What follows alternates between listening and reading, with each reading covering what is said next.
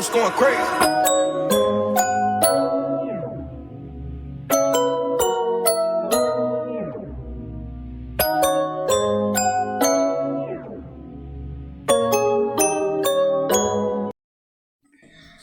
Halo semuanya, kembali lagi bersama saya Afiliani Arafa dalam pembelajaran biologi. Kali ini kita akan membahas mengenai sel dan organel-organelnya. Tapi sebelum itu, ada pun yang harus kita ketahui bersama mengenai capaian pembelajaran, tujuan pembelajaran, dan indikator ketercapaian pembelajaran dari materi ini agar sekiranya kita mengetahui apa yang menjadi inti dan pokok dari pembelajaran kita pada hari ini. Yuk disimak baik-baik.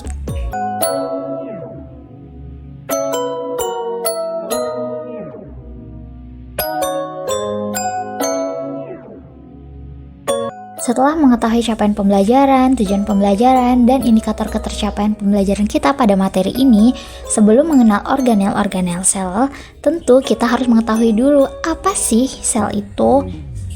Nah, sel sendiri bukan merupakan sesuatu yang ada dengan tiba-tiba, tetapi berdasarkan hasil pengamatan dan penelitian dari ahli-ahli terdahulu. Nah, adapun beberapa teori mengenai pengertian sel itu sendiri dapat kita simak pada slide berikut ini. Menurut Matthias Kleiden dan Theodor Schwann, sel merupakan kesatuan struktural kehidupan. Sedangkan menurut Rudolf Virchow, sel merupakan kesatuan pertumbuhan. Dan adapun dua ahli lain yang menyatakan tentang sel ialah Walter Fleming dan Edward Starsberger, yang mengemukakan bahwasannya sel merupakan kesatuan reproduksi dari makhluk hidup. Nah, dari sini dapat kita ketahui bahwasannya sel merupakan unit struktural penyusun makhluk hidup. Lalu bagaimana sih dengan komponen-komponen penyusun sel itu sendiri yang kita kenal dengan sebutan organel sel? Apa itu organel sel? Organel sel menurut National Human Genome Research Institute dalam Kompas ialah struktur yang memiliki satu atau lebih pekerjaan untuk dilakukan di dalam sel sehingga dapat menunjang kehidupan. Nah, yang paling luar organel sel itu adalah membran sel. Membran sel sendiri merupakan struktur terluar yang bersifat semi-permeable dan sangat tipis, serta berperan dalam mengatur pertukaran zat antara sitoplasma dengan larutan di luar sel. Selanjutnya ada dinding sel. Dinding sel ini merupakan penutup paling luar dan ciri khas pada tumbuhan, bersifat permeable dan berperan sebagai pelindung, pembentuk dan pengatur pertukaran zat serta reproduksi sel. Nah, jadi dinding sel ini memiliki peran yang hampir sama dengan membran sel tetapi hanya dimiliki oleh tumbuhan saja. Selanjutnya adalah nukleus atau inti sel. Nukleus ini merupakan inti sel yang merupakan organel bermembran, berperan dalam semua pengendalian atau aktivitas yang terjadi di dalam sel, serta terdiri atas membran nukleus, nukleolus, dan nukleoplasma. Selanjutnya ada sitoplasma. Sitoplasma merupakan segala sesuatu yang berada di antara nukleus dan membran plasma yang mencakup sitosol dan organel, serta berfungsi sebagai penyimpanan bahan kimia sel seperti ion, enzim, gula lemak, dan protein yang penting bagi metabolisme sel. Nah, salah satu proses metabolisme sel ialah respirasi yang mencakup 4 tahapan, yakni tahapan glikolisis, tahapan dekarboksilasi oksidatif, dan tahapan siklus Krebs, serta yang terakhir adalah transfer elektron. 2 diantaranya berlangsung di sitoplasma, yakni glikolisis dan dekarboksilasi oksidatif. Selanjutnya adalah sitoskeleton. Sitoskeleton atau kerangka sel merupakan salah satu organel yang berperan dalam memberikan kekuatan mekanik pada sel sebagai kerangka atau penyangga sel serta membantu dalam gerakan substansi dari satu sel ke bagian sel yang lain. Sitoskeleton sendiri terdiri atas 3 bagian, yakni mikrotubulus, filamen intermediate, dan mikrofilamen. Mikrotubulus merupakan struktur penyusun sitoskeleton yang paling besar dan paling tebal, di mana mikrotubulus sendiri berperan dalam mempertahankan bentuk sel, yakni sebagai penopang, penahan atau kompresi, motilitas sel seperti pada silia atau flagella, kemudian pergerakan kromosom dalam pembelahan sel, serta pergerakan organel sel. Filamen intermediate merupakan struktur penyanggah atau penengah di antara mikrotubulus dan mikrofilamen yang berperan dalam mempertahankan bentuk sel, yakni sebagai unsur penahan tegangan, tambatan nukleus dan organel lain, serta pembentukan lamina nukleus.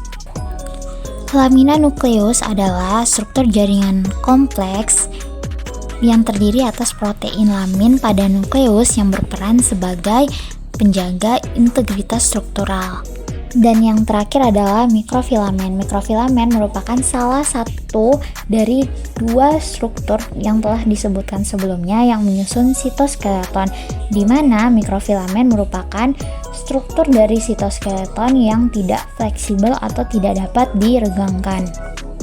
Adapun mikrofilamen sendiri berfungsi dalam mempertahankan bentuk sel, perubahan bentuk sel, kontraksi otot, aliran sitoplasmik, motilitas sel seperti pada pseudopodia, serta pembelahan sel. Organel selanjutnya yang menjadi penyusun sel ialah mitokondria.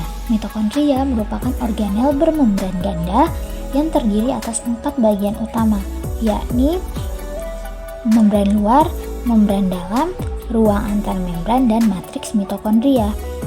Mitokondria berperan sebagai tempat terjadinya respirasi sel, yakni suatu proses kimia di dalam tubuh yang bertujuan untuk menghasilkan energi siap pakai agar makhluk hidup dapat beraktivitas. Organel selanjutnya ialah vakuola. Vakuola merupakan organel yang berisi cairan dan dibatasi oleh selaput yang disebut tonoplas. Nah, cairan-cairan ini sendiri diantaranya mengandung asam organik, asam amino, glukosa, gas, garam-garam kristal, dan alkoid. Vakuola sendiri terbentuk karena adanya pelipatan membran sel ke arah dalam, yang terbagi menjadi dua, yakni vakuola makanan dan vakuola kontraktil. Vakuola makanan adalah vakuola yang berperan atau terlibat aktif dalam proses pencernaan, sedangkan vakuola kontraktil adalah vakuola yang terlibat dalam proses ekskresi melalui osmoregulasi sel. Nah, vakuola kontraktil sendiri biasanya ditemukan di daerah posterior amoeba serta membantu menyeret atau menggerakkan organisme-organisme rendah. Selanjutnya ada peroksisom. Nah, peroksisom sendiri merupakan salah satu organel yang dikelilingi oleh membran tunggal dan berkontribusi dalam penyerapan cahaya, pengubahan pengurin dalam sel, serta berperan dalam memecah asam lemak menjadi molekul yang lebih kecil. Juga membantu dalam proses respirasi dan pengubahan lemak menjadi karbohidrat ataupun menghasilkan enzim oksidase dan katalase. Untuk lebih jelasnya mengenai peroksisom, anak-anak dapat lihat gambar yang ada di atas ini ya. Selain peroksisom, terdapat pula organel lain yakni retikulum endoplasma, yang mana retikulum endoplasma ini terbagi menjadi dua, yakni RE halus dan RE kasar. Yuk langsung kita bahas. Yang pertama ialah retikulum endoplasma halus. Retikulum endoplasma halus ialah salah satu organel yang berbentuk seperti jaringan tubuh yang saling berhubungan dan dapat meluas ke pinggiran sel, serta berperan dalam produksi dan metabolisme lipid ataupun karbohidrat, pengaturan ion kalsium, serta sintesis dan metabolisme baik untuk steroid maupun lipid itu sendiri. Di samping itu, retikulum endoplasma halus juga berperan sebagai penyimpanan enzim, steroid, ion, detoksifikasi obat yang masuk ke dalam tubuh, sintesis membran, serta transportasi lipid dan protein yang baru disintesis dari retikulum endoplasma kasar ke lokasi lain baik di dalam maupun di luar sel. Yang kedua ialah retikulum endoplasma kasar. Retikulum endoplasma kasar merupakan tempat dihasilkannya membran dan tempat diproduksinya fosfolipid dengan prekursornya yang berasal dari sitosol. Secara umum, retikulum endoplasma kasar berfungsi untuk membentuk protein melalui proses penerjemahan dan memproduksi membran. Perbedaan dari kedua retikulum endoplasma yang telah dibahas terdapat pada tekstur ataupun bentuknya. Retikulum endoplasma halus tidak ditempeli atau didekati oleh organel apapun, sedangkan retikulum endoplasma kasar dikatakan kasar karena bentuk ataupun teksturnya terlihat seperti ada butiran-butiran di permukaannya. Hal ini karena retikulum tersebut ditempeli oleh ribosom. Nah, apa sih ribosom itu? Ribosom merupakan organel penting yang berperan sebagai pembuat ataupun penyintesis protein di dalam sel, yang mana organel ini sangat berperan dalam proses ekspresi gen, yakni proses translasi atau penerjemahan kode-kode genetik menjadi asam amino. Selanjutnya adalah badan Golgi. Nah, badan Golgi ini berperan dalam ekskresi sel dan dapat dilihat dengan menggunakan mikroskop cahaya.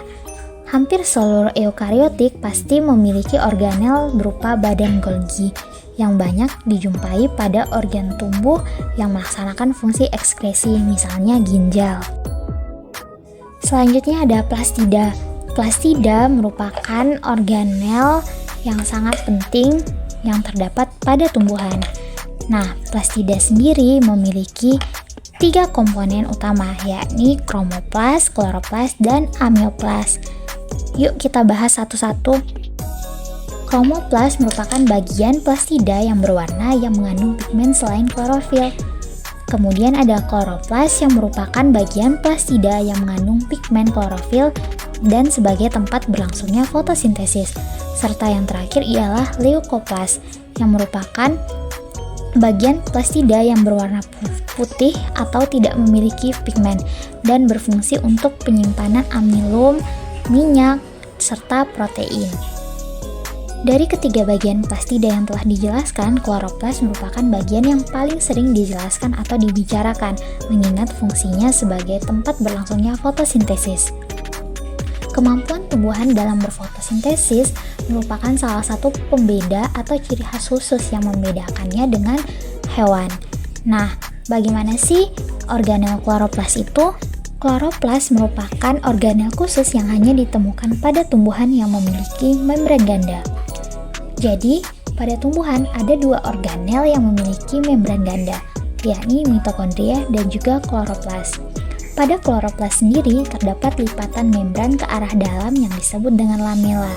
Kemudian, lamela yang membesar dan membentuk gelembung pipih disebut dengan tilakoid. Tumpukan tilakoid yang berbentuk seperti koin dan menjadi tumpukan koin disebut dengan grana, yang merupakan tempat terjadinya reaksi terang. Matriks kloroplas dinamakan dengan stroma. Untuk lebih jelasnya, anak-anak dapat melihat gambar di atas. Demikianlah pembahasan kita pada hari ini mengenai organel-organel sel.